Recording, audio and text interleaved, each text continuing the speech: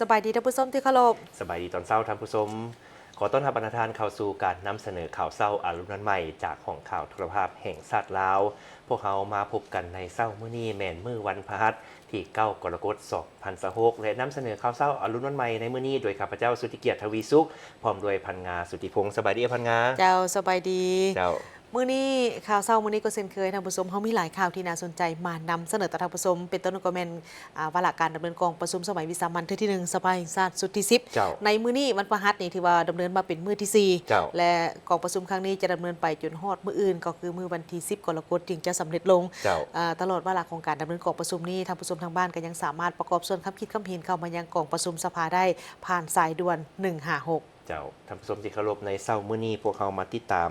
ข่าวทำอิฐก็คือกองประชุมสมัยวิสามัญเทื่อที่1ของสภาแห่งชาติสุดที่10แม่นพร้อมสุบใจพิจารณาวาระแห่งชาติว่าด้วยการพัฒนาชนบทและแก้ไขความทุกข์ยากเพื่อเล็งแก้ไขปัญหาตัวจริงหีบด่วนในชนบทอย่างมีจุดสุมและมีลักษณะบุกทะลุ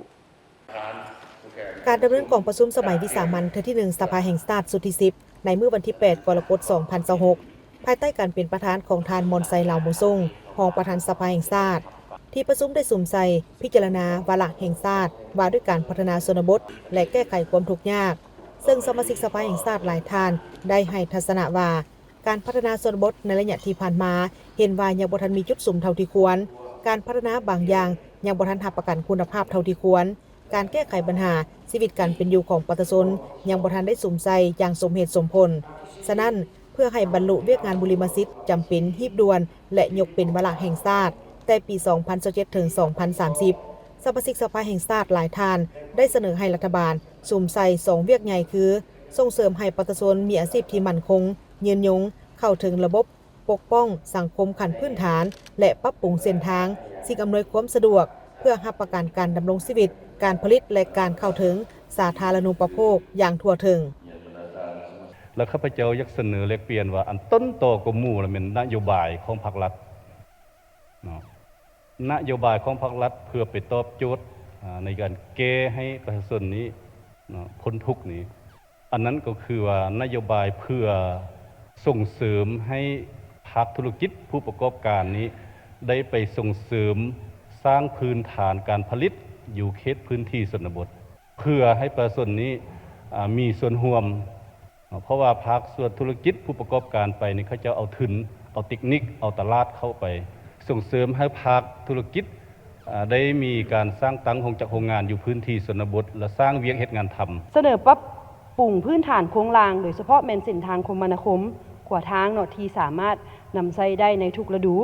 2เป็นปรับปรุงเวียกงานสาธารณสุขประชาชนเข้าถึงสะดวกค่าบริการบ่สูงรวมถึงการปิ้นปัวบางพยาธิที่บ่เสียค่าเป็นต้นแม่นพยาธิตามฤดูกาลที่บ่ได้ใช้ยาแพงหรือว่าบ่ได้ใช้เทคนิคการกวดที่ว่ายุ่งยากซับซ้อนหลายเนาะอันที่ต่อมานี้เสนอปรับปรุงคุณภาพของการศึกษาโดยเฉพาะแม่นเบื้องครูหลักสูตรหรือว่าอุปกรณ์การช่วยสอนในภาครัฐบ่ให้แตกต่างกับภาคเอกชนหลายเกินไปเพื่อสร้างทรัพยากรมนุษย์ที่มีคุณภาพเต็มหัวทีนอกจากนี้ก็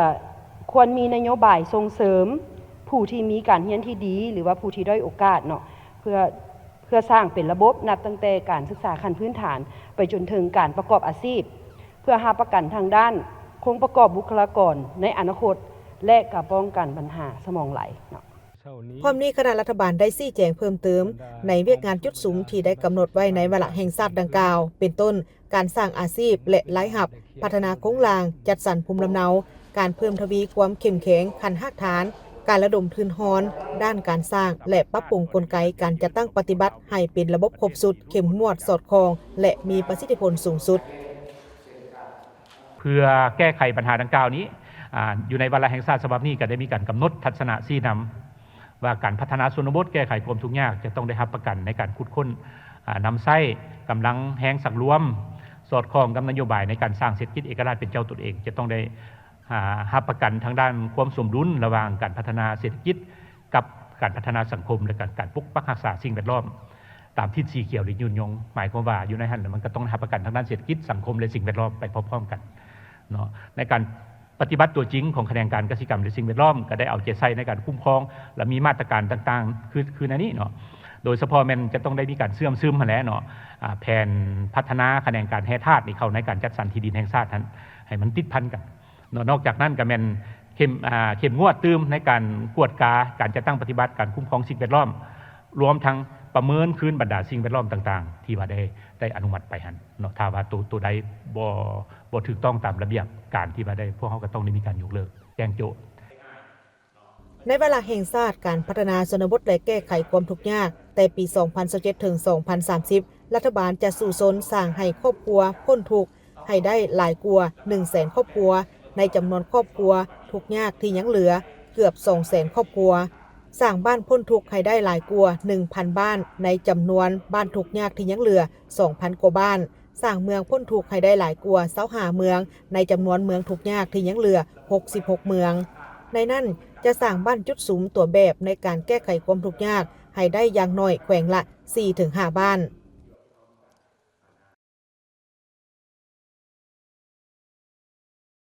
และพร้อมเดียวกันนี้ในกล่องประชุม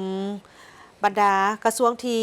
เกี่ยวข้องนั้นก็ได้ขึ้นชี้แจงต่อกับห่างวาระแห่งชาติว่าด้วยการพัฒนาชนบทและการแก้ไขความทุกข์ยากภายหลังที่บรรดาสมาชิกสภาแห่งชาติได้มีการประกอบคำคิดคำเห็นเข้าใส่วาระดังกล่าวนี้โดยได้ยกให้เห็นถึงการจัดตั้งปฏิบัติเวียกงานก็คือทิศทางแผนการในการจัดตั้งปฏิบัติเพื่อให้บรรลุตามแผนที่กำหนดเอาไว้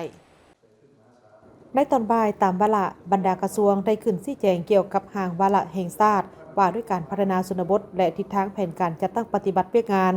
แขนงการโยธาธิการและขนส่งท่านเล็กไหลศรีวิไลรัฐมนตรีกระทรวงโยธาธิการและขนส่งได้ชี้แจงต่อคำสักถามของสภาแห่งชาติโดยได้ยกให้เห็นเพื่อรับประกันถึงเวียกงานจุดสูงของการปฏิบัติวาระแห่งชาติว่าด้วยการพัฒนาชนบทและการแก้ไขความทุกข์ยากโดยเฉพาะเป็นการก่อสร้างโครงสร้างพื้นฐานให้บรรลุตามคาดหมายกระทรวงโยธาธิการและขนส่งจะสุ่มใส่2เวียกใหญ่คือการพัฒนาเส้นทางยุทธศาสตร์และบรรดาเส้นทางสายหลักโดยเฉพาะแม่นทางหลวงแห่งชาติที่เป็นเส้นทางเสื่อมโยงเสื่อมจอดระหว่างประเทศเส้นทางแขวงหาแขวงแขวงหาเมืองเส้นทางเมืองหาตาแสงหาบ้านและเขตจุดสุมพัฒนาต่างๆขยายและพัฒนาระบบสนองน้ำประปาให้แก่ชุมชนโดยเฉพาะบรรดาตาแสงและบ้านที่ยังบ่ทันมีน้ำกินน้ำใช้และการพัฒนาตัวเมืองแผ่นพังตาแสงและบ้านด้านเวียกงานสาธารณสุขท่านนางใบคำคัติยะรัฐมนตรีกระทรวงสาธารณสุขได้ชี้แจงต่อคำสักถามของสภาแห่งชาติเพื่อรับประกันให้ประชาชนลาวบรรดาเผ่าสามารถเข้าถึงการบริการสุขภาพที่มีคุณภาพอย่างทั่วถึงโดยเฉพาะอยู่เขตชนบทห่างไกลซอกลีกกระทรวงสาธารณสุขจะสืบต่อในการสุขยู่การพัฒนายกระดับบรรดาห้องหมอศูนย์กลางและห้องหมอแขวงให้มีคุณภาพทันสมัยและเป็นเจ้าตนเองตามทิศสอจหรือเศรษฐกิจเอกราชเป็นเจ้าตนเองไปพร้อมๆกับการสร้างความเข้มแข็งตานางสาธารณสุขไปสู่ชนบทสุขยู่พนักงานสาธารณสุขอยู่ขันเมืองสุขศาลาสมทบกับอาสาสมัครบ้านหรืออสบในการเฮ็ดเวียกงานสุขศึกษาให้ความรู้เกี่ยวกับการรักษาสุขภาพกวดพยาธิและบริการปีนปัวอาการเจ็บอยู่เขตห่างไกลซอกลีกพร้อมทั้งสุ่มใส่สร้างความเข้มแข็งการบริการอยู่ขั้นพื้นฐานด้วยการอบรมยกระดับคณะกรรมการรักษาสุขภาพขั้นบ้านและอสบเพื่อเป็นผู้เฮ็ดเวียกงานสุขศึกษาปลุกระดมประชาชนบรรดาเผ่าเข้ารับการบริการรักษาสุขภาพอยู่สถานที่บริการก็คือการรับวัคซีนกันพยาธิการเกิดลูกแบบมีแพทย์ช่วยไปพร้อมกับการสร้างความเข้มแข็งระบบส่งต่อคนเจ็บไปหาสถานที่บริการบอนที่มีเงื่อนไขที่ดีกว่าในกรณีอาการเจ็บหนักและฉุกเฉินให้ทันเวลา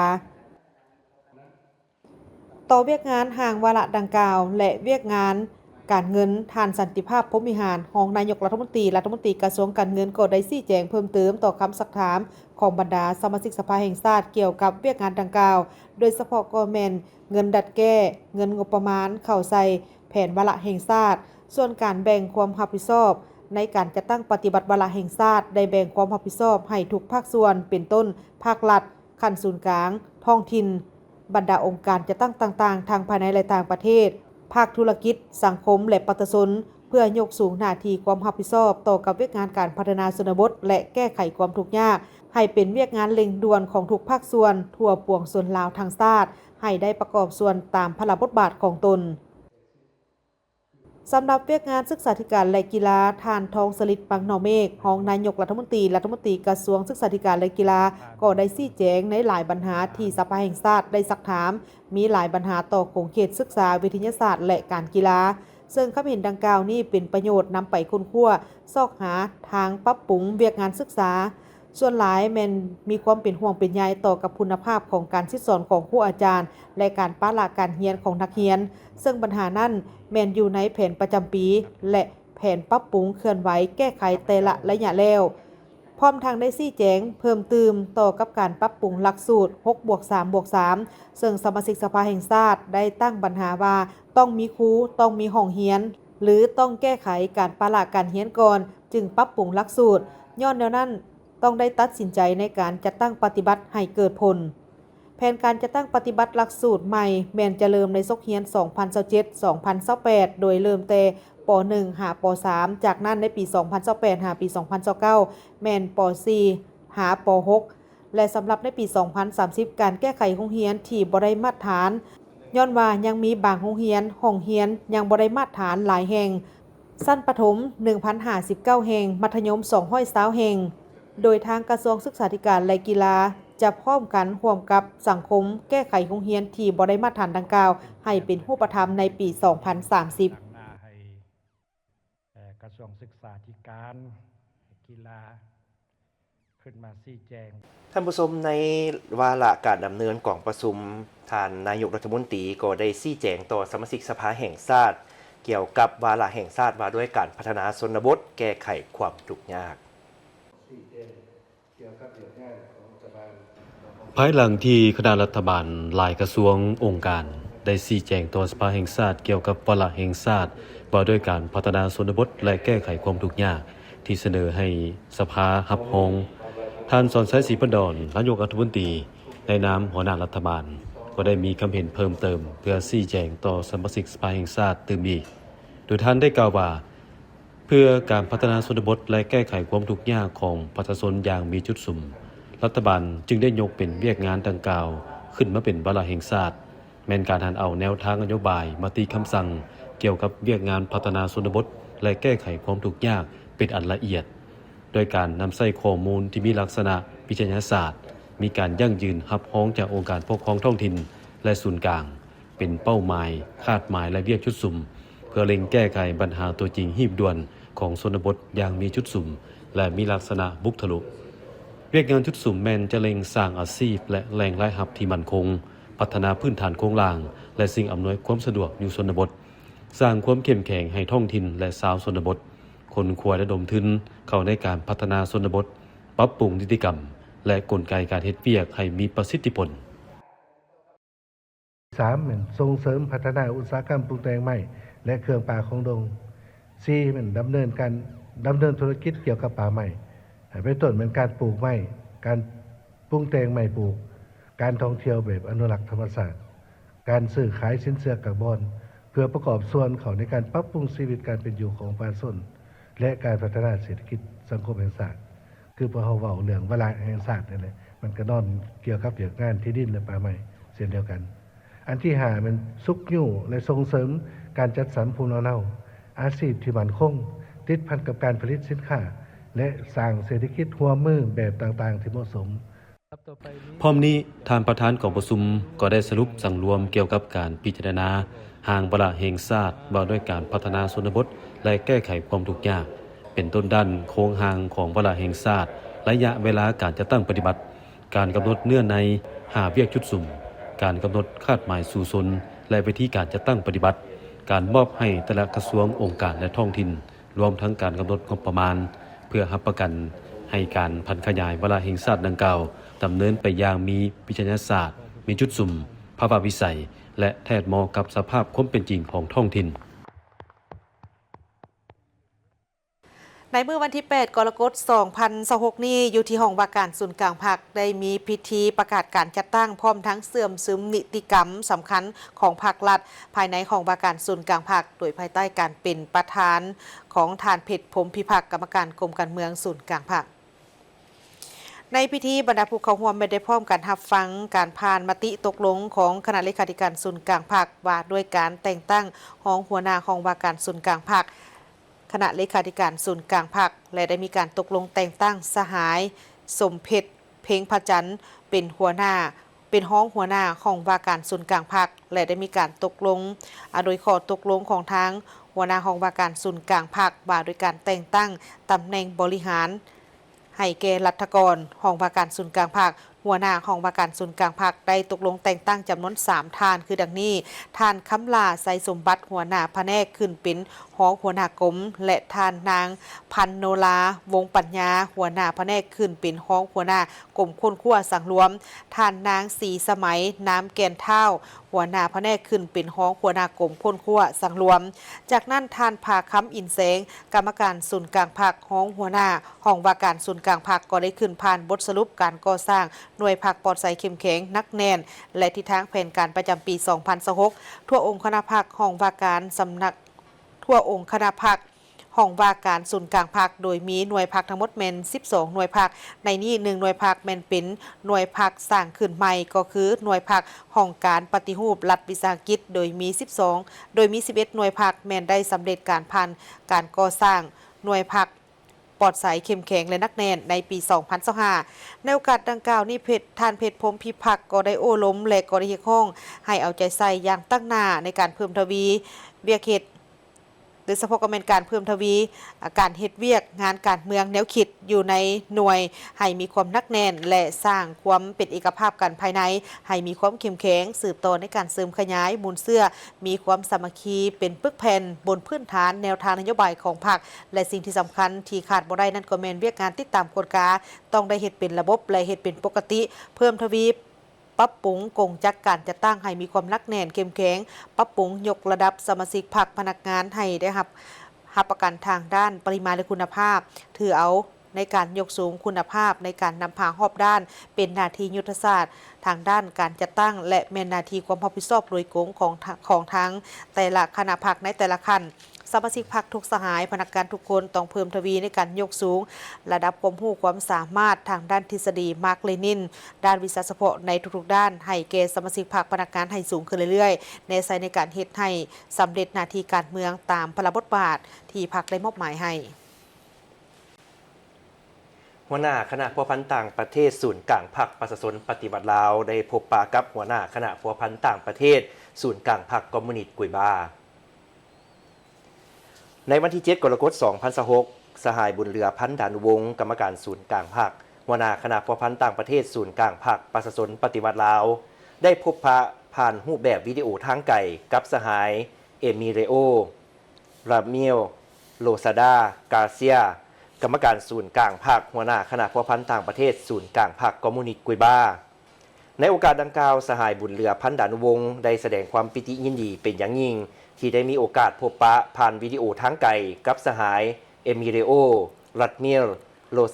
ลซาดากาเซียฝ่ายลาวได้แจ้งสภาพการพ่นดินอยู่สาธารณรัฐประชาธิปไตยประชาชนลาวในระยะผ่านมาโดยเฉพาะผลสำเร็จการจัดตั้งกองประชุมใหญ่ผู้แทนทั่วประเทศครั้งที่ 12 ของพรรคประชาชนปฏิวัติลาวสมเสยและตีราคาสูงต่อผลสำเร็จอันใหญ่หลวงที่ประชาชนกุยบาอ้ายน้องภายใต้การนำพาอันเด็ดเดียวเหนียวแน่นของพรรคคอมมิวนิสต์กุยบาญาติได้ตลอดระยะ 60 กว่าปีผ่านมาโดยเฉพาะแม่นผลสำเร็จที่มีความหมายความสำคัญในการพัฒนาเศรษฐกิจสังคมและปกปักรักษามากผลของการปฏิวัติในท่ามกลางการถูกปิดล้อมทางด้านเศรษฐกิจการค้าและการเงินเป็นเวลากว่า 6 ทศวรรษสหายเอมิเรโอรัตเมลโลซาดากาเซียได้แจ้งให้ทราบเกี่ยวกับการจัดตั้งปฏิบัติมติกองประชุมใหญ่ครั้งที่ 8 ของพรรคคอมมิวนิสต์กุยบาและการกล้าเกี่ยมจัดกองประชุมใหญ่ครั้งที่ 9 ของพรรคคอมมิวนิสต์กุยบาก็คือการพัฒนาเศรษฐกิจสังคมของสาธารณรัฐกุยบาพร้อมนั้นยังได้แสดงความสมเสยและตีราคาสูงต่อบรรดาผลสำเร็จ การจัดกองประชุมใหญ่ผู้แทนทั่วประเทศครั้งที่ 12 ของพรรคประชาชนปฏิวัติลาวและผลสำเร็จในการปกปักรักษาและสร้างสรรค์พัฒนาประเทศชาติภายใต้การนำพาอันถูกต้องและสละซองใสของพรรคประชาชนปฏิวัติลาวอันได้เฮ็ดให้ชีวิตการเป็นอยู่ของประชาชนลาวได้รับการปรับปรุงให้ดีขึ้นเทื่อละก้าวบทบาทและอิทธิพลของพรรคและรัฐบาลสาธารณรัฐประชาธิปไตยประชาชนลาวนับมือสูงเด่นขึ้นในเวทีภาคพื้นและสากลพร้อมทั้งแสดงความขอบใจมายังพรรครัฐบาลและประชาชนลาวอ้ายน้องที่ได้ให้การช่วยเหลือและสนับสนุนการปฏิวัติกูบาตลอดระยะที่ผ่านมาพร้อมเดียวกันนั้นสองฝ่ายยังได้ตีราคาสูงและปิติยินดีที่สายพัวพันและการร่วมมืออันดีงามระหว่างลาวและกูบาสืบต่อได้รับการเสริมขยายและเพิ่มพูนคุ้นสร้างปรึกษาหารือเกี่ยวกับทิศทางในการเสริมขยายสายพัวพันร่วมมือในต่อหน้าและแลกเปลี่ยนทัศนะเกี่ยวกับปัญหาภาคพื้นและสากลที่สองฝ่ายมีความสนใจพร้อมเดียวกันนี้ในมื้อวันที่ 8 กรกฎาคม 2026 นี้อยู่ที่คณะพัวพันธ์ต่างประเทศศูนย์กลางภาคท่านหัวหน้าคณะพัวพันธ์ต่างประเทศศูนย์กลางภาคก็ได้ต้อนรับการเข้าเยี่ยมคำนับอำลาของท่านเอกอัครราชทูตแห่งประเทศมาเลเซียประจำลาวในโอกาสที่สำเร็จการปฏิบัติหน้าที่การทูตอยู่ลาวในโอกาสดังกล่าวนี้ท่านบุญเรือพันดานุวงศ์หัวหน้าคณะพัวพันธ์ต่างประเทศศูนย์กลางภาคก็ได้แสดงความสมเชยต่อกับท่านอีดีวานบินมามุดเอกอัครราชทูตมาเลเซียที่ได้สำเร็จการปฏิบัติหน้าที่การทูตอยู่สาธารณรัฐประชาธิปไตยประชาชนลาวอย่างจบงามซึ่งตลอดระยะที่ผ่านมาท่านทูตเองก็ได้มีการเคลื่อนไหวอย่างเห่าหันอันได้ประกอบส่วนอันสำคัญเข้าในการเพิ่มพูนคุ้นสร้างสายพัวพันมิตรภาพลาวมาเลเซียทางได้สุขยู่ส่งเสริมการพัวพันหัวมือระหว่าง2ประเทศในขงเขตต่างๆเป็นต้นแม่นทางด้านการศึกษาการค้าการลงทุนการท่องเที่ยวและอื่นๆส่วนท่านเอกอัครราชทูตมาเลเซียก็ได้แสดงความขอบใจเป็นอย่างสูงที่ได้มีโอกาสเข้าเยี่ยมคำนับอำลาท่านหัวหน้าคณะพัวพันธ์ต่างประเทศศูนย์กลางภาค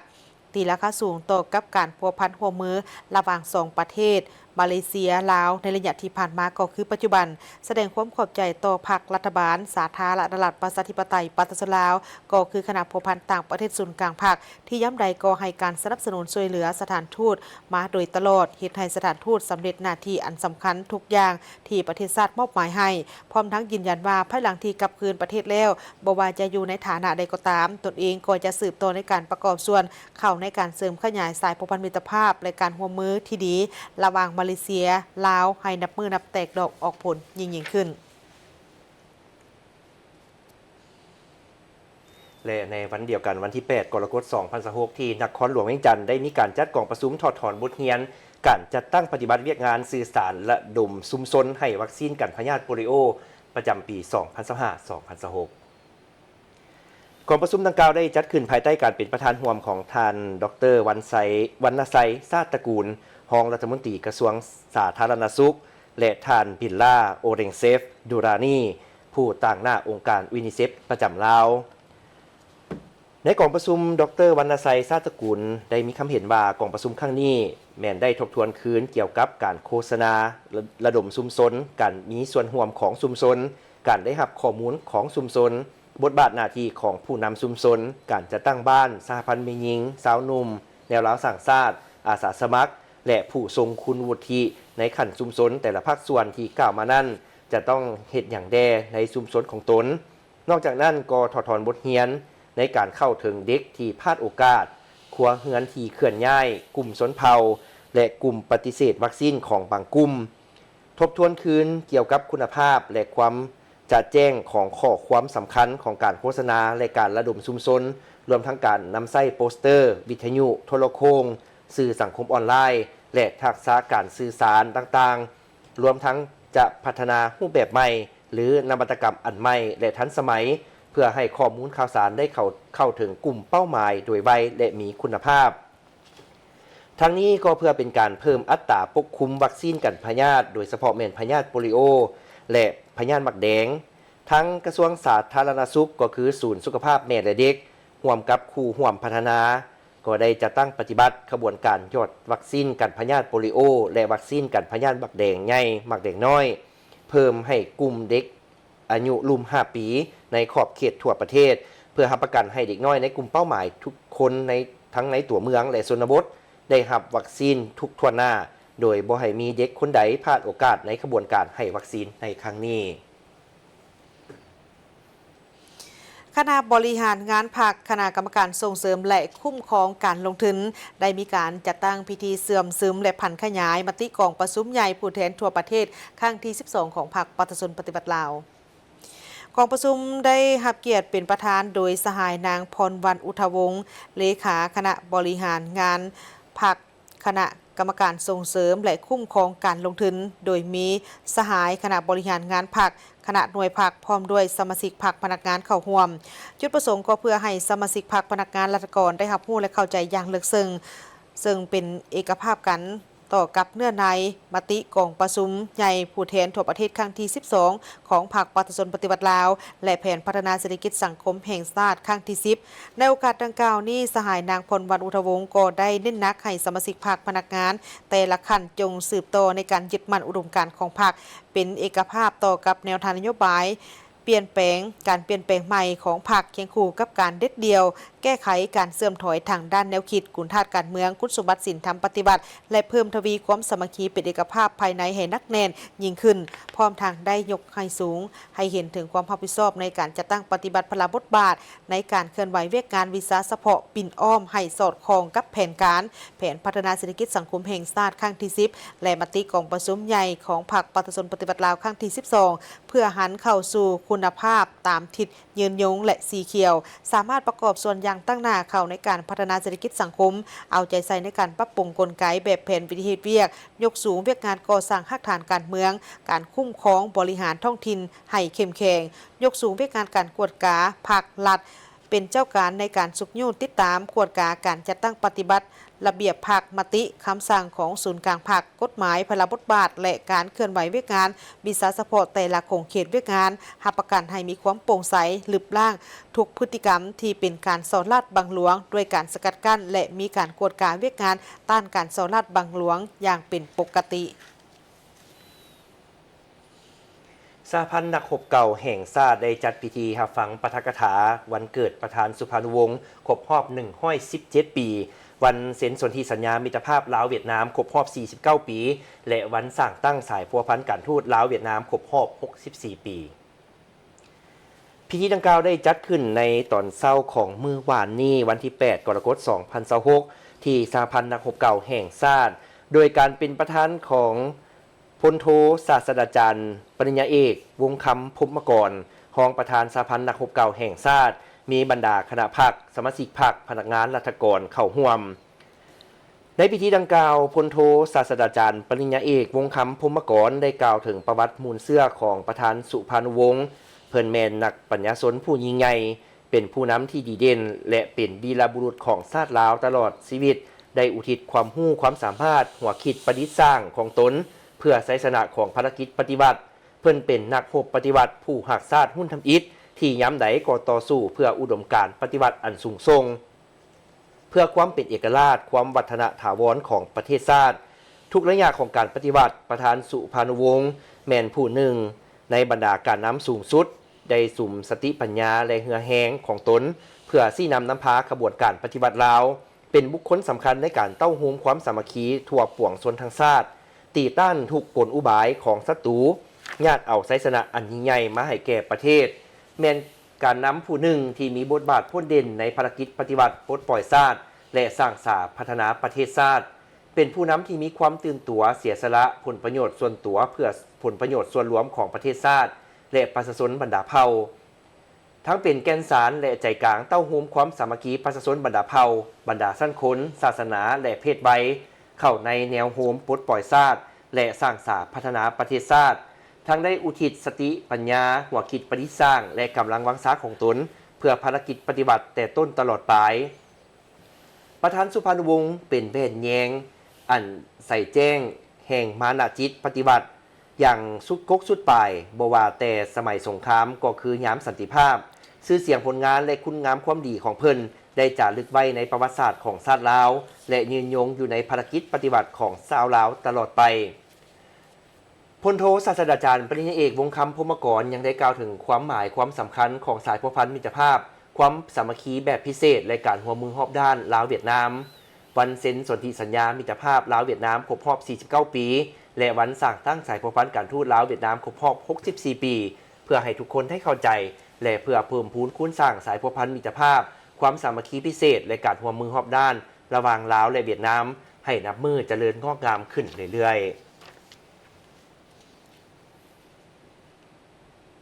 เพื่อเป็นการห้องห้ามภัยแก่การขยายตัวของเวียกงานการท่องเที่ยวและการก้าเกียมทางด้านบุคลากรเป็นปัญหาฮีบด่วนสำหรับสาธารณรัฐประชาธิปไตยประชาชนลาวดังนั้นสถาบันวัฒนธรรมและการท่องเที่ยวจึงได้มีการจัดการฝึกอบรมขึ้นให้กับพนักงานน้ำเที่ยวระดับชาติซึ่งจัดขึ้นเป็นสุดที่ 34พิธีเปิดศูนย์อบรมดังกล่าวนี้มันมีขึ้นในเมื่อวันที่ 7 กรกฎาคม 2026 อยู่ที่สถาบันวัฒนธรรมและการท่องเที่ยวโดยการเข้าร่วมของทานปริญญาเอกอำคาวงศ์หมื่นก้าหัวหน้าสถาบันวัฒนธรรมและการท่องเที่ยวโดยมีบรรดาคณะกรมคณะรับผิดชอบการฝึกอบรมรวมไปถึงนักสัมมนากรเข้าร่วมท่านเพ็ญนภาพงษาของสถาบันวัฒนธรรมและการท่องเที่ยวได้กล่าวว่าจากสถิตินักท่องเที่ยวในปี 2025 ที่ผ่านมาสาธารณรัฐประชาธิปไตยประชาชนลาวต้อนรับนักท่องเที่ยวสากลจำนวน 4 ล้านกว่าเถื่อคนเพิ่มขึ้น 11 ส่วนห้อยถ้าเทียบใส่ในปี 2024 ซึ่งสภาพการท่องเที่ยวแม้นมีความคึกคืนหลายโดยเฉพาะก็แม้นอยู่ตามแหล่งท่องเที่ยวที่โดดเด่นของสาธารณรัฐประชาธิปไตยประชาชนลาวเช่นนครหลวงเวียงจันทร์วังเวียงเมืองเฟืองแขวงเวียงจันทร์หลวงพระบาง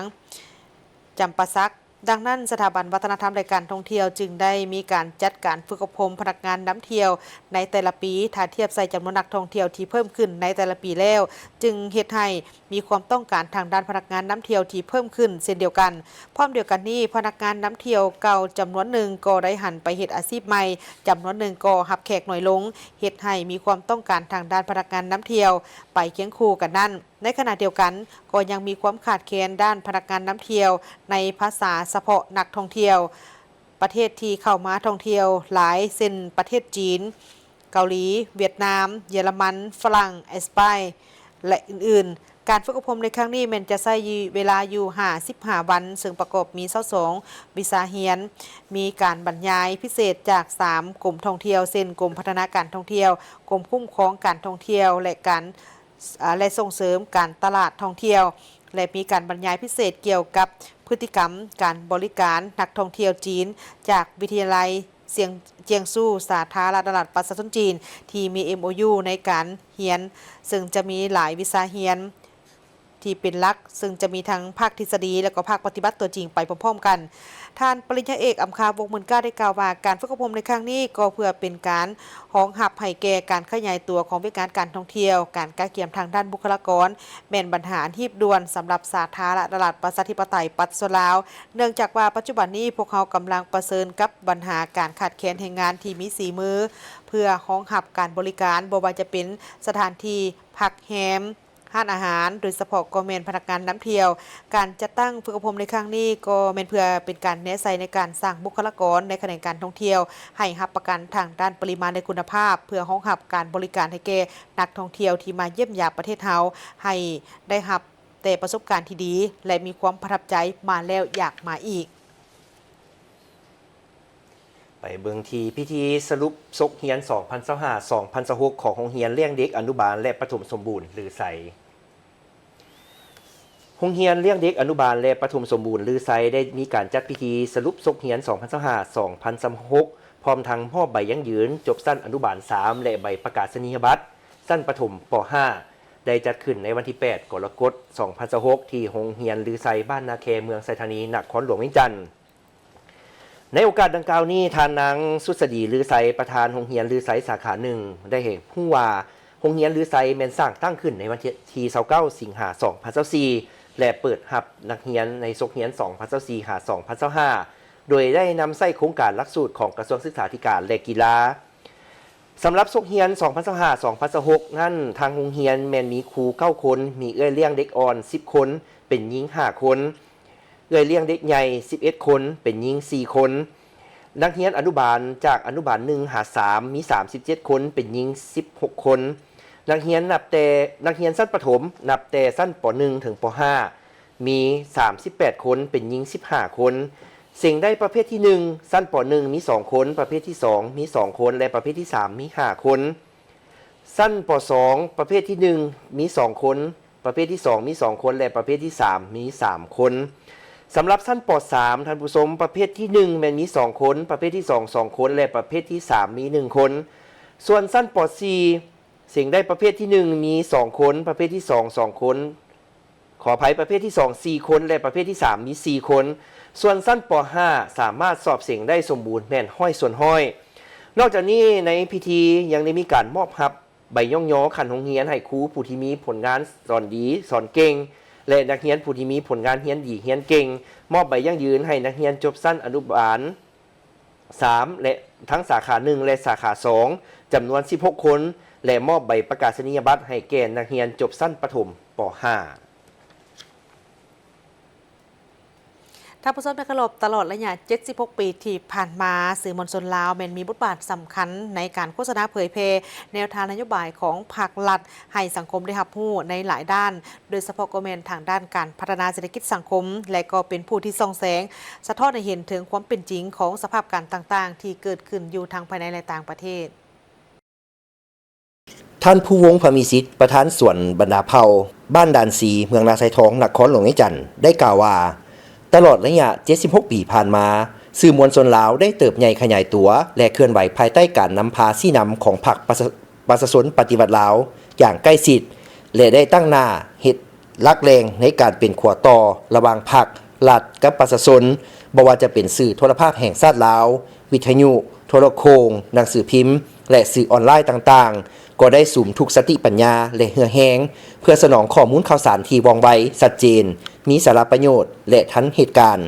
พร้อมทั้งตอบต้านถูกห่างเสียงบิดเบือนเพื่อรักษาความสงบและสุขยู่การพัฒนาเศรษฐกิจสังคมภายในทั่วประเทศให้มีความสีวิไลสืบต่อเป็นกระบอกเสียงที่แหลมคมและเป็นผู้ให้ข้อมูลข่าวสารของประชาชนตลอดไปในโอกาสวันสื่อมวลชนแก่จะมาถึงนี้เนาะข้าพเจ้าเป็นผู้หนึ่งที่ได้ใส่สื่อมวลชนมาอย่างหลวงหลายเนาะอย่างที่ว่าละใส่มาตลอดเนาะและในธุรกิจข้าพเจ้าก็คือกันในการซื้อขายเงินคำต่างๆก็อาศัยสื่อมวลชนเพื่อโฆษณาเพื่อว่าให้ฮู้ทิศทางการไปมาของธุรกิจต่างๆดังนั้นสื่อมวลชนเป็นตัวหนึ่งที่ว่าเรื่องให้สอบเห็นเกี่ยวเรื่องแนวทางนโยบายของพรรคของรัฐเพิ่นจะได้อธิบายอยู่ในสื่อมวลชนถ้าบ่มีสื่อมวลชนแล้วประชาชนอาจจะบ่เข้าใจเพราะว่าเฮานี่บ่ได้มีจัดสัมมนาจัดเรียนการเมืองต่างๆบ่ค่อยจะมีเนาะอาศัยสื่อมวลชนฝังเขาอยู่ในการโฆษณาต่างๆแนวทางนโยบายของพรรคของรัฐฉะนั้นเป็นบทบาทของสื่อมวลชนอยู่ในช่วงนี้เป็นบทบาทที่สำคัญที่ว่าจากเสริมขยายบทบาทของแนวทางนโยบายพรรคของรัฐเฮ็ดให้เข้าถึงสื่อมวลชนทั่วไปมันต้องอาศัยสื่อมวลชนนี่แหละแล้วก็อันนึงที่เกี่ยวกับเรื่องธุรกิจคือกันข้าพเจ้านี่คือกันเนาะที่ว่าผ่านมาพวกเฮาก็ได้ใช้เนาะสื่อมวลชนนี้เพื่อโฆษณาถ้าเฮาเฮ็ดดีแท้เนาะแต่เฮาบ่ได้เว้าให้ใครฟังบ่เห็นเฮาก็บ่ได้โฆษณาฉะนั้นเฮาต้องได้อาศัยสื่อมวลชนนี่แหละโฆษณาและเว้าถึงเนาะสิ่งที่ดีสิ่งที่งามสิ่งที่ควรจะเฮ็ดเนาะคือข้าพเจ้าเว้าเรื่องสวนนี่คือกันเนาะเว้าเรื่องธุรกิจของข้าพวงคือกันข้าพเจ้าก็ได้อาศัยสื่อมวลชนนี่โฆษณาห้านข้าพเจ้ามาตลอดระยะ30กว่าปีนี้แม่นพวกเขาได้อาศัยสื่อมวลชนลงหลายเนาะสื่อมวลชนลาวแม่นภาคส่วนหนึ่งที่มีการพัวพันอย่างสนิทแน่นกับการปฏิวัติของชาติได้มีการประกอบส่วนอย่างใหญ่หลวงเข้าในภารกิจต่อสู้เพื่อความเป็นเอกราชปกป้องรักษาประเทศชาติบ้านเมืองและพัฒนาประเทศชาติให้เจริญเติบโตจนมาฮอดปัจจุบันทั้งเป็นกระบอกเสียงอันสำคัญให้แก่พรรครัฐในการโฆษณาเผยแพร่เหตุการณ์สำคัญต่างๆที่เกิดขึ้นทั้งอยู่ภายในและต่างประเทศให้สังคมได้รับรู้อย่างทั่วถึงและทันการและก็มาเฮ็ดสวนนี่ก็คือกันอาศัยสื่อมวลชนเพราะว่าข้าพเจ้าเนาะคือข้าพเจ้าเว้าแล้วข้าพเจ้าเฮ็ดหลายอย่างให้ที่ดีต่อสังคมอยู่ที่สังคมบ่ได้ฮู้เด้ถ้าข้าพเจ้าบ่ได้เว้าต่อ ให้ทั้งสื่อมวลชนเป็นผู้ขยายให้กับพระเจ้าเนาะสิ่งที่เฮาเฮ็ดไปนั้นมันก็บ่มีความหมายเลยเนาะฉะนั้นมันต้องอาศัยสื่อมวลชนเพื่อว่าคือการที่ว่าเฮาเรื่องเว้าเรื่องวัฒนธรรมมันเว้าเฮ็ดดีแล้วเนาะการรักษาฮิตของพอดีบรรดาเผ่าต่างๆรักษาเรื่องเนาะรูปทรงเรื่องเฮือนซานบ้านช่องต่างๆของบรรดาเผ่าต่างๆถ้าบ่ได้มวลชนสื่อมวลชนเข้ามาเว้ามาเบิ่งนำไผสิไปเห็นไผสิฮู้นำเฮาสิ่งที่เฮาเฮ็ดก็คือปัจจุบันนี่ก็ข้าพเจ้าก็กำลังเว้าเรื่องรักษาเรื่องต้นไม้เป็นยาแล้วก็ต้นกล้วยไม้ต่างๆหรือดอกผึ้งเนาะแต่ว่ามันดอกผึ้งถ้าเฮาบ่เว้าคนจะบ่เข้าใจว่าดอกผึ้งมันเป็นสิ่งที่ทั้งโลกให้ความสนใจนำดอกผึ้งและเฮาแต่ว่าบ้านเฮามีสิ่งดีๆเดี๋ยวนั้นหลายข้าพเจ้าเองมีอยู่นี่มีหมื่นๆกว่าต้นในนั้นมี300ชนิดเนาะ300กว่าชนิดและชนิดที่หายากและมีมูลค่าใดบ่แม่นว่าดอกผึ้งโดยทั่วไปเนาะหายากแต่เฮาบ่เว้าไผจะไปฮู้ฉะนั้นข้าพเจ้าจึงอาศัยว่าไผอยากไปเบิ่งดอกผึ้งที่งามๆที่แปลกๆแหวกแนวที่มีมูลค่าสูงให้เชิญมาเนาะมาเบิ่งเนาะอยู่สวนบรรดาเผ่าท่านจะเห็นเป็นสิ่งที่ท่านผู้วงพามีสิทธิ์ยังได้กล่าวตื่มว่ากองประชุมเวียกการสื่อมวลชนทั่วประเทศครั้งที่1นี้นอกจากจะเป็นการทบทวนคืนและตีราคาสูงถึงบทบาทของสื่อมวลชนในระยะผ่านมาแล้วยังจะเป็นบาทเลี้ยวอันสำคัญในการพัฒนาสื่อมวลชนในยุคปัญญาประดิษฐ์หรือ AI เข้าในการจะตั้งปฏิบัติการเคลื่อนไหวของสื่อมวลชนในการเฮ็ดหน้าที่ในการเผยแพร่แนวทางนโยบายของภาครัฐให้สังคมได้รับรู้ในหลายช่องทางให้ไว้ขึ้นกว่าเก่าเพราะทุกเหตุที่เกิดขึ้นทั้งภายในและต่างประเทศของภาครัฐและภาคธุรกิจล้วนแล้วแต่แม่นสื่อมวลชนเป็นผู้นำเสนอให้สังคมได้รับรู้อย่างจะแจ้งและชัดเจนท่านผู้ชมไปเบิ่งข่าวจากทางท้องถิ่นไปที่ตามที่กองประชุมสรุปจะตั้งปฏิบัติแผนพัฒนาทรัพยากรมนุษย์ขั้นแขวง5ปี2021-2025และที่ทางแผนการ5ปี2026-2030ของแขวงพงศาลี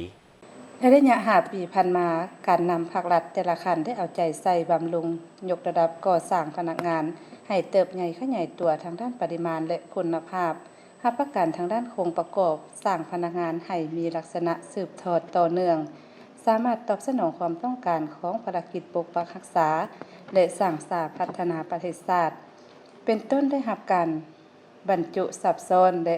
ได้รับการแต่งตั้งตำแหน่งบริหารนำพาคุ้มครองขั้นต่างๆซึ่ง5ปีผ่านมาได้ส่งพนักงานนำพาคุ้มครองไปยกระดับทฤษฎีอยู่ภายในประเทศบำรุง10วัน93สหายระบบ3เดือน35สหายฝึกอบรม15วันอยู่โรงเรียนทฤษฎีการเมืองและการปกครองแขวง11สหายขั้นกลาง333สหายขั้นสูง32สหายฝึกอบรมเวียกงานป้องกันศาสตร์ป้องกันความสงบ64วันมี2สหายยกระดับทฤษฎีขั้นกลางอยู่ต่างประเทศ80สหายไปยกระดับวิชาเฉพาะอยู่ภายในประเทศสั้นสูง38สหายปริญญาตรี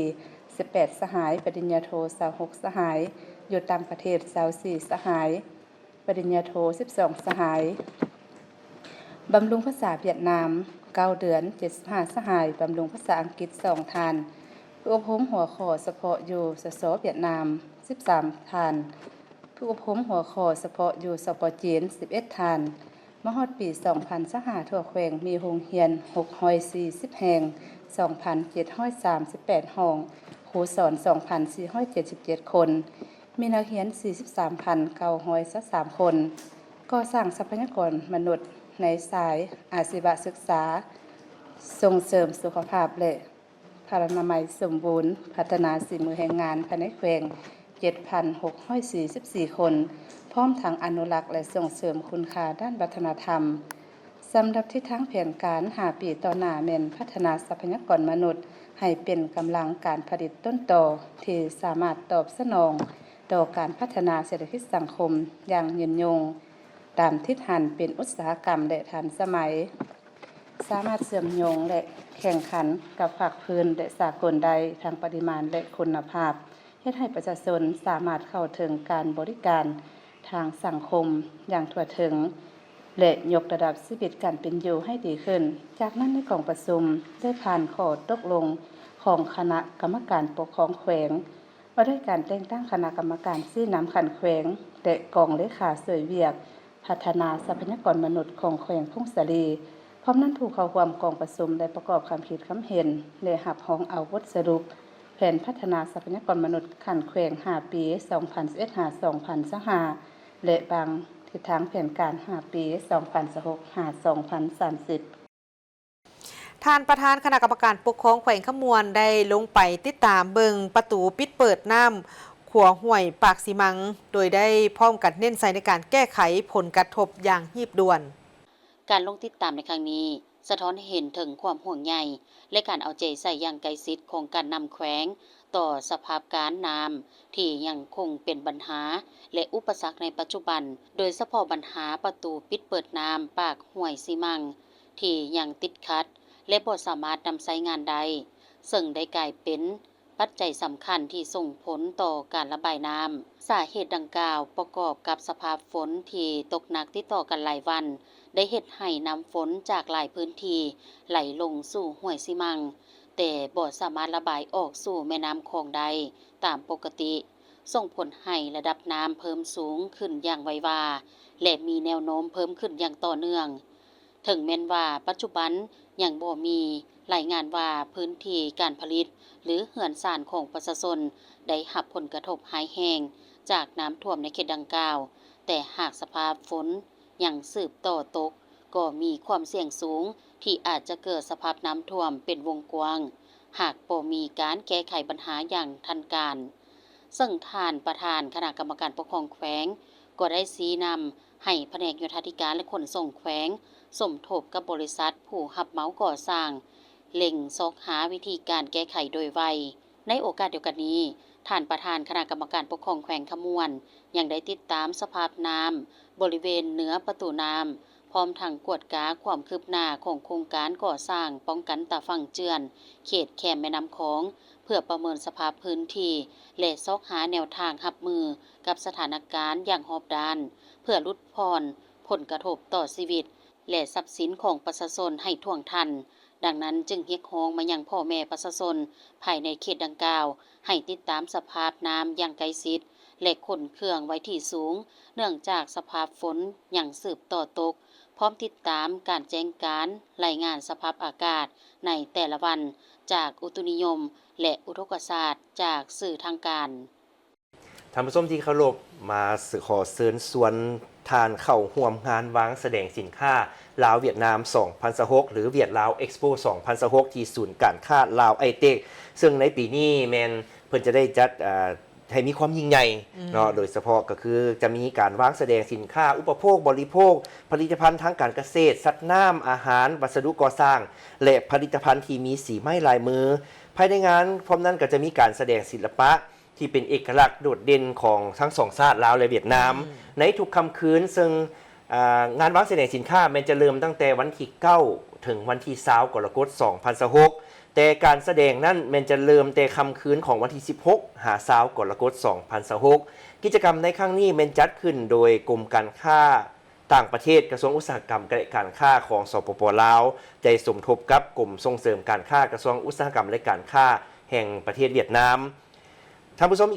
ย้ำอีกครั้งหนึ่งสำหรับงานวางแสดงสินค้าในครั้งนี้ลาวเวียดนาม 2016 หรือเวียดลาวเอ็กซ์โป 2016 นี่เมนจัดขึ้นตั้งแต่วันที่9ถึง20กรกฎาคม 2016 และการแสดงในทุกค่ำคืนก็จะมีการแสดงทั้ง